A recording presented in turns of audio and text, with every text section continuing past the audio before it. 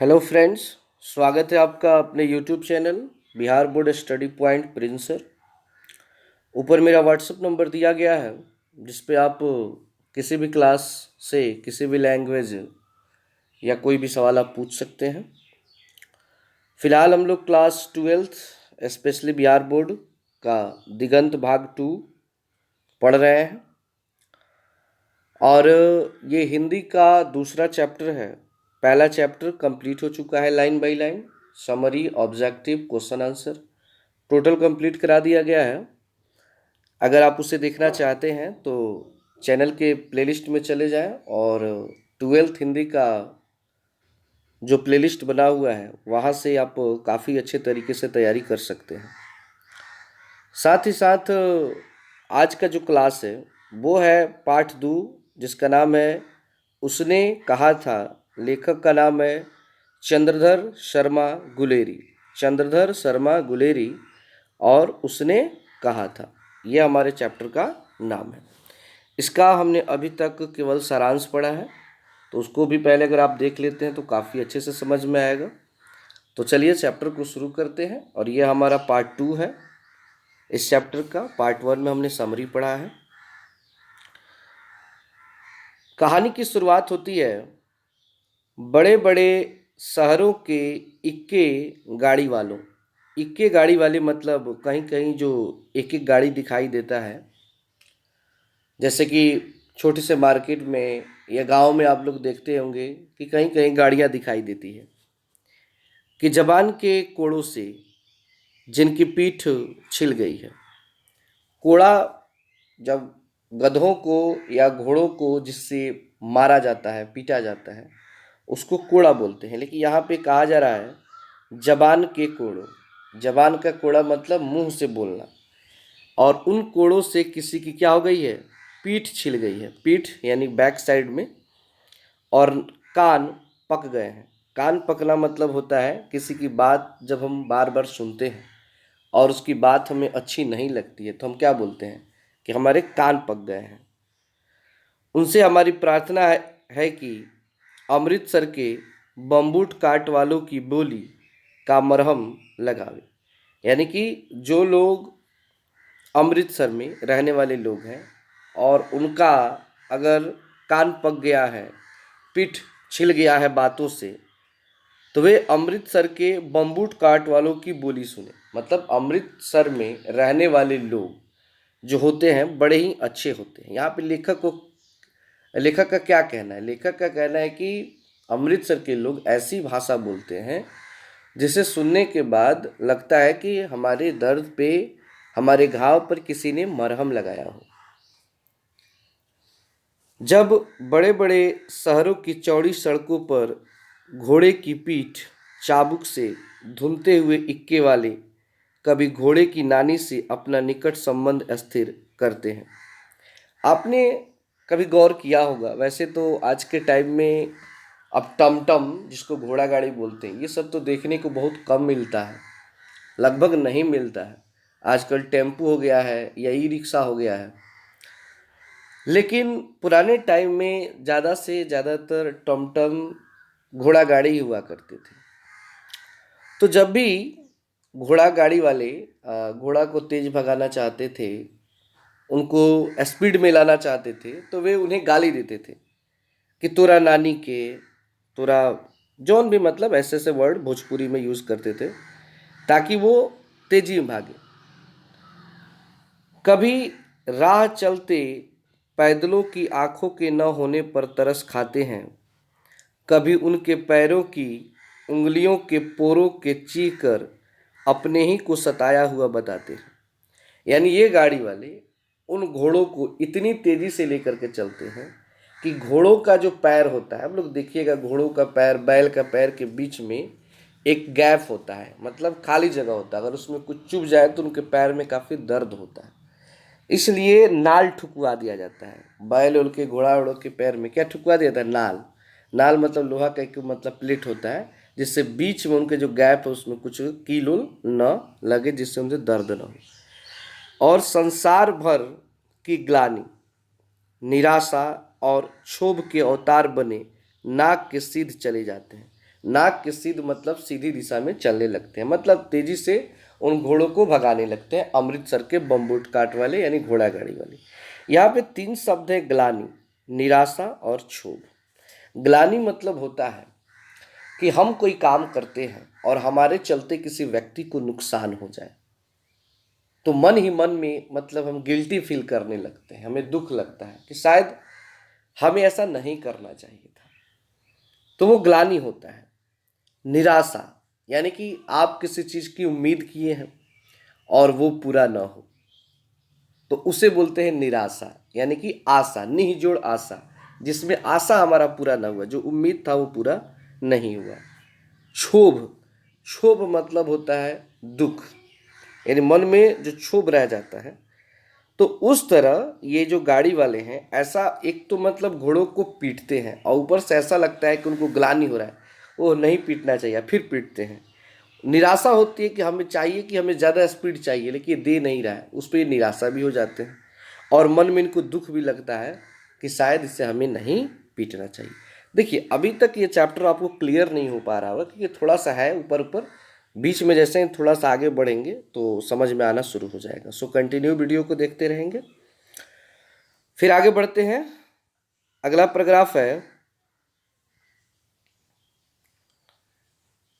तब अमृतसर में उनकी बिरादरी वाले तंग चक्करदार गलियों में हर एक लट्ठी वाले के लिए ठहर कर सब्र का समुद्र उमड़ाकर, बचो खालसा जी, हटो भाई जी, ठहरना भाई, आने दो लाला जी, हटो बाछा, कहते हुए सफ़ेद फेटो, खच्चरों और बतखों, गन्ने और खोमचे और भारे वालों के जंगल से राह खेते हैं। देखिए क्या होता है कि मार्केट में आप जाइएगा तो आपको अलग अलग डिज़ाइन के लोग, अलग अलग डिज़ाइन की वस्तुएं दिखाई देंगी। अब उसमें है कि तंग चक्करदार गलियों में, चक्करदार गली मतलब जैसे कि मान लीजिए कि रास्ता जा रहा है, इससे ऐसे होता है ना, आप लोग जाए होंगे कभी कभी, ऐसे घूम देगा फिर ऊपर जाएगा, मतलब घूम घुमा के जो रास्ता चलता है उसको चक्करदार गली बोलते हैं। तो चक्करदार गलियों में हर एक लट्ठी वाली के लिए ठहर कर सब्र का समुद्र उमड़ाकर, सब्र का समुद्र, सब्र मतलब होता है, मतलब क्या कहते हैं उसको, इंतजार करना कह सकते हो। जैसे कि होता है ना कि कहीं जाम लग जाए, ट्रैफिक में जाम लग जाता है, तो हमें सब्र करना पड़ता है, वेट करना पड़ता है कब जाम हटेगा ताकि हम निकले। वो समय हम लोगों के लिए बड़ा खतरनाक होता है, लगता है कि समुद्र जैसा वजन लेकर हम घूम रहे हैं। तो उसमें ऐसे वर्ड आपको सुनने को मिलेंगे, बचो खालसा जी, खालसा जी मतलब हटिए भाई, कोई दिक्कत, हट जा भाई ताकि मतलब गाड़ी से लग न जाए, ठहरना भाई, आने दो लाला जी, हटो बाचा, ऐसे ऐसे वर्ड आपको सुनने को मिलेंगे। वहाँ पे आपको खच्चर दिखाई देंगे, बत्तख दिखाई देंगे, गन्ना दिखाई देगा, खोमचा दिखाई देगा। खोमचा आप लोग देखे होंगे, नारियल वाला जो होता है, एक शंकु के आकार के बना के रखता है ऊपर नारियल और हाथ में लेके चल देता है, ए नारियल नारियल, आप लोगों ने देखे होंगे, ठीक है ना। तो ये सारा चीज आपको अमृतसर में दिखाई देगा, ठीक है। क्या मजाल है कि जी और साहब बिना सुने किसी को हटना पड़े। लोग मतलब जब तक गाड़ी वाले, खच्चड़ वाले, मतलब जो भी हैं, अगर किसी को जी ना कहें, मतलब रेस्पेक्ट ना दें, तब तक तो लोग नहीं हटते हैं, चाहे कुछ भी कर लो। यह बात नहीं कि उनकी जीभ चलती नहीं, पर मीठी छुरी की तरह महीन मार करती हुई। मतलब ऐसा नहीं है कि जो गाड़ी वाला कह रहा है हटने के लिए, उसके मुंह में गंदा गंदा गाली नहीं है बहुत सारा, लेकिन उसके पास एक मजबूरी है कि इसको हम गंदा बोल नहीं सकते हैं, गलत वर्ड यूज कर नहीं सकते हैं, क्योंकि वो हटेगा नहीं, झगड़ा कर लेगा। समझ रहे हैं बात को। तो ये सारा चीज एक अमृतसर बाजार का दृश्य लेखक बता रहे हैं कि अमृतसर बाजार में कैसा दृश्य है, ठीक है। आगे है, यदि कोई बुढ़िया, बुढ़िया मतलब कोई बूढ़ी औरत को देखे होंगे आप लोग, बार बार चितौनी देने पर, चितौनी मतलब होता है चेतावनी, चेतावनी मतलब आगाह करना नहीं होता है, क्या बोलते हैं इसको, चाहे किसी को समझाना, किसी को चेतावनी देना, पर लीक से नहीं हटती तो उनकी बचने वाली के ये नमूने हैं। लीक मतलब क्या होता है, जैसे कि मान लीजिए गाड़ी ऐसे जा रही है तो ये लीक हो गया। आप लोग मिट्टी का जो रास्ता होगा ना, उसमें देखे होंगे टायर बलाता जाता है तो चिन्ह बन जाता है, इसको लिख बोलते हैं, ठीक है ना। तो लिख पर अगर कोई बुढ़िया है और लिख से नहीं हटती, मतलब रास्ते से नहीं हटती, तो गाड़ी वाला क्या बोलता है, देखिए, हट जा जीणे जोगिए, हट जा करम वालिए, हट जा पुत्ता प्यारिए, बच जा लंबी वालिए। मतलब ए जोगी, ए करम वाली, हट जा, ए पुत की प्यारी, अपने बच्चे की जो प्यारी हो तुम, हट जा, तेरी लंबी उम्र होगी, और नहीं तो तू गाड़ी से दब के मर जाएगी।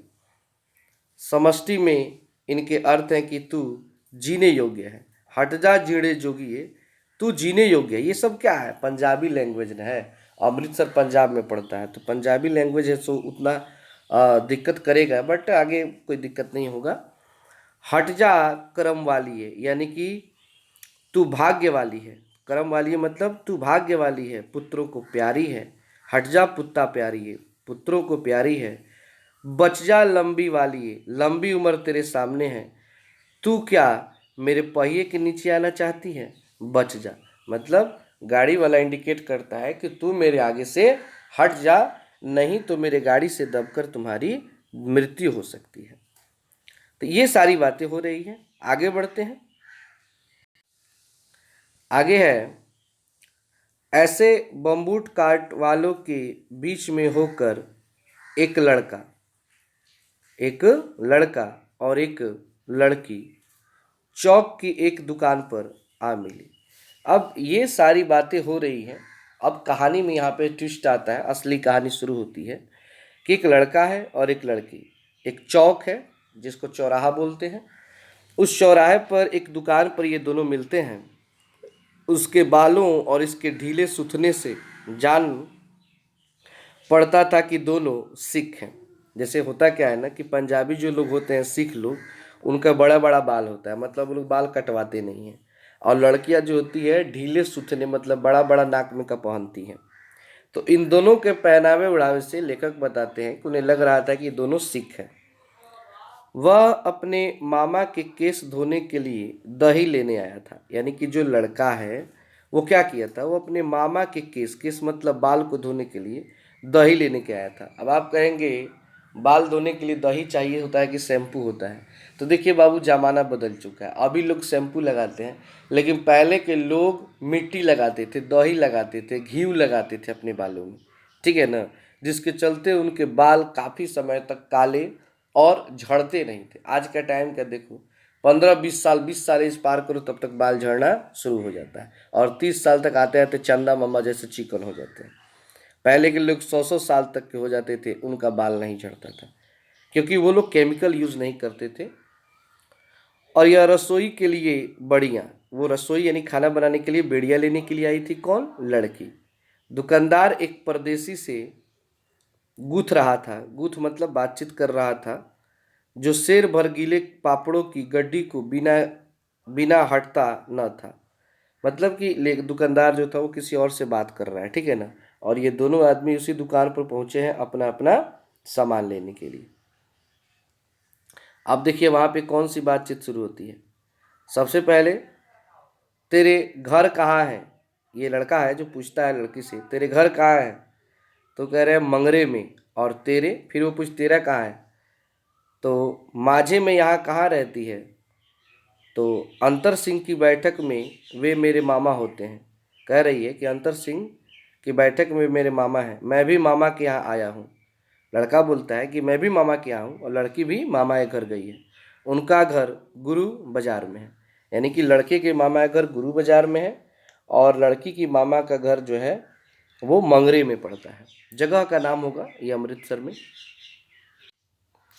इतने में दुकानदार निपटा, मतलब कि जो उस परदेसी आदमी से दुकानदार बात कर रहा था, कुछ उसको दे रहा था, तो वहाँ से वो फ्री हो गया और इनका सौदा देने लगा। किनका सौदा? ये जो लड़का लड़की दोनों आदमी गए हैं अपना अपना सामान लेने के लिए। सौदा लेकर दोनों साथ साथ चले। कुछ दूर जाकर लड़के ने मुस्कुरा कर पूछा, मतलब होता क्या है ना कि हर लड़की की आदत है, मैंने समरी में भी समझाया था कि लड़कों की एक आदत होती है कि लड़कियां अगर थोड़ी सी बात कर दे तो लड़कों को लगता है कि मतलब वो उनकी क्या बोल सकते हैं, पत्नी हो गई, गर्लफ्रेंड हो गई। उतने लिमिट तक ये पहुंच जाते हैं, भले वो किसी भी मकसद से बात करे। तेरी कुड़माई हो गई, इस पर लड़की कुछ आंखें चढ़ाकर धत कहकर दौड़ गई और लड़का मुंह देखता रह गया। अब देखो, इतना छुछेरापन लड़कों में आ जाता है कि लड़की अगर हंस के बात कर दे तो ये दुनिया के उस छोर तक पहुंच जाते हैं जहाँ पे शायद शादी विवाह वाले भी नहीं सोचते हैं। समझ रहे हैं ना? ये मतलब इस उम्र का होता है जिस उम्र में आप लोग हो। थोड़ा सा हंसने की देरी है, आप लोग बस आसमान छूने लगते हो। अब लड़की थोड़ा सा हंस के बात करती, देखो क्या पूछ रहा है कि तेरी कुड़माई हो गई क्या। अब कुड़माई मतलब होता है सगाई, होता है जिसको इंगेजमेंट बोलते हैं। अब तेरी सगाई हो गई क्या। अब कोई भी लड़की है भाई, और पुराने ज़माने में लोग तो ये सब बात सुनना नहीं चाहते थे, तो पूछ रहा है कि तेरा एंगेजमेंट हो गया क्या। अब इस पे वो क्या होता है, आंखें चढ़ाकर मतलब गुस्से में धत कहकर भाग जाती है और लड़का उसका मुंह देखते रह जाता है। समस्या ये है ना कि अगर लड़की हंस के गरिया भी दे ना तो लड़कों को लगता है कि आशीर्वाद दे रही है, लड़की हमको पसंद कर रही है, जबकि ऐसा कुछ होता नहीं है। मैंने देखा है कि बहुत सारे ऐसे लड़के होते हैं कि लड़कियां जब पढ़ के निकलती हैं घर के लिए तो पीछे पीछे साइकिल से चलते हैं, और दो तीन लड़कियां आपस में बात करती हैं, हंसती हैं, तो उनको लगता है कि हमारे बारे में ही बात हो रही है। कभी कभी तो उन लोगों के बारे में बात होती है कि देखना पीछे से एक कुत्ता आ रहा है, और खूब हंसती है इस पे, लेकिन इनको लगता है कि हमको सलमान खान समझ रही हैं। तो बाबू ऐसा भूल नहीं करना चाहिए, अपने से मतलब रखना चाहिए, अपना देखना चाहिए। दूसरे तीसरे दिन सब्जी वाले के यहाँ दूध वाले के यहाँ अकस्मात दोनों मिल जाते। अब देखिए, कभी एक दो दिन पर कभी सब्जी वाला के यहाँ मिल जाते, कभी दूध वाले के यहाँ अचानक मिल जाते। महीना भर यही हाल रहा, मतलब कि एक महीना यही काम हुआ, कभी कहीं मिल जाते थे, कहीं कभी मिल जाते थे। दो तीन बार लड़के ने फिर पूछा तेरी कुड़माई हो गई, और उत्तर में वही धत मिला। अब जब मिलती थी ना तो बार बार पूछता था कि बताओ ना तो सगाई हो गई बा। बार बार डांट देती, भग भग यहाँ से भग। एक दिन जब फिर लड़के ने वैसे ही हंसी में चिढ़ाने के लिए पूछा तो लड़की लड़के की संभावना के विरुद्ध बोली। संभावना का विरुद्ध मतलब जंग ई सोचत रहे उतरी रहे ना, मैंने ई सोचस कि हरदम कही कि ना चाहे भाग, एक सगाई थोड़े ने भइल हमरे से हो कर। तो लड़की बोली हाँ हो गई। अब आप लोग सोच सकते हो, कल्पना करो कि जो आदमी जिसके बारे में सोच रहा हो कि इससे हम शादी उदी करेंगे चाहे जो भी है, और वो आके बोलती है कि उसका शादी तय हो गया, उसका सगाई हो गया, तो उस पर क्या गुजरेगी। तो वही होगा, दिल के अरमा आंसुओं में बह गए। पवन सिंह का एक गाना है, आप लोग बिहार से हैं तो पवन सिंह का गाना तो जरूर सुनते होंगे। मैंने भी बचपन में गीत सुना था कि सोचते रही तारा से कहीं तले दूसर ले भागल। ई बेचारू सोचत रहे कि हम कुछ कहीं आपन प्रपोज करी, तले बेचारी के शादी उदी तय हो गई। अभी मुंह बना के दिन भर गीत गए नीलकमल सिंह के, ठीक न। जितना दर्द वाला गीत हो टोटल दर्द वाला गीत उठा लिए एक से। आगे है कब, वो पूछ रहा है कब हुआ, तो कहती है कल देखते नहीं, कल वो बोलती है कल देखते नहीं यह रेशम के कढ़ा हुआ साल। कह रही है कि रेशम से बड़ा हुआ साल नहीं देख रहे हो, मेरे इंगेजमेंट में मिला हुआ है। जैसे आजकल के ज़माने में क्या मिल रहा है, लहंगा मिलता है, तो पहले के लोग साल उल देते थे। लड़की भाग गई इतना कहकर, लड़के ने घर की राह ली। अब वहाँ से लड़का किधर चलता है, अपने घर पे। और गीत कौन सा गाएगा, जिंदगी की तलाश में हम मौत के कितने पास आ गए। और यही गीत गाते हुए लड़का घर चलता है। रास्ते में एक लड़के को मोरी में ढकेल दिया। अब देखो चल रहा है, सामने एक लड़का आया, उसको धक्का मार के मोरी में गिरा दिया, मतलब इसको अब होश नहीं है। एक छावड़ी वाले की दिन भर की कमाई खोई हुई कुत्ते पर पत्थर मारा, और एक गोभी वाले के ठेले में दूध उड़ेल दिया, मतलब रास्ता में कांड करता हुआ चल दिया। किसी को ढकेल रहा है, कुत्ता पे ढेला मार रहा है, गोभी वाले का ठेला में दूध गिरा दिया, सामने नहाकर आती हुई किसी वैष्णवी से टकराकर अंधे की उपाधि पाई, तब कहीं घर पहुंचा। मतलब सबसे लड़ते झगड़ते, मतलब उसको होश नहीं था कि वो कर क्या रहा है, क्योंकि उसको अंदर से चोट लगी थी। सही बात है, जानते हैं जिस उम्र में आप लोग हैं ना, इस उम्र में बड़ा जल्दी किसी से दिल लगता है और बड़ा जल्दी टूटता है तो दर्द भी बड़ा खतरनाक होता है। वैसे कितना भी कोई टीचर या कोई कुछ कह ले कि नहीं करना चाहिए नहीं करना चाहिए, लेकिन मुझे लगता है कोई कितना भी समझा ले कोई मनबो नहीं करता है, ठीक है ना। लेकिन जैसे जैसे उम्र बढ़ता है सब चीज़ समझ में आने लगता है। अब देखिए, राम राम यह भी कोई लड़ाई है, दिन रात खंदकों में बैठे हड्डियां अकड़ गई, लुधियाना से 10 गुना जाड़ा और मेह और बर्फ ऊपर से, पिंडलियों तक कीचड़ में धंसे हुए हैं, जमीन कहीं दिखती नहीं। घंटे 2 घंटे में कान के पर्दे फाड़ने वाले धमाके के साथ सारी खंदक हिल जाती है और 100 100 गज धरती उछल पड़ती है। इस गैबी गोले से बचे तो कोई लड़े। नगर कोट का जलजला सुना था। यहाँ दिन में 25 जलजले होते हैं। जो कहीं खंदक से बाहर साफा या कोहनी निकल गई तो चटाक से गोली लगती है। न मालूम बेईमान मिट्टी में लेटे हुए हैं या घास की पत्तियों में छिपे पड़े रहते हैं। देखिए, अब वो तो वहाँ का टॉपिक ख़त्म होता है, अब दूसरा टॉपिक शुरू होता है। अब ये लड़का का दर्द होता है, वहाँ से कुछ दिन के बाद मतलब उस दर्द से बाहर निकलता है और कुछ दिन जब बड़ा हो जाता है तो वो जाकर फोर्स में भर्ती हो जाता है और उसके बाद ये लड़ाई में चला जाता है। तो वहाँ की कहानी चलेगी जो इसका मेन थीम है उसने कहा था। तो आज के क्लास में पार्ट 2 में हमने यहाँ तक जाना। कल के क्लास में पार्ट 3 में आज का आगे की कहानी जानेंगे। तो चैनल पे नए हैं तो चैनल को सब्सक्राइब करके बेल आइकन दबाएं, वीडियो को लाइक और शेयर जरूर करें। Thanks for watching this video.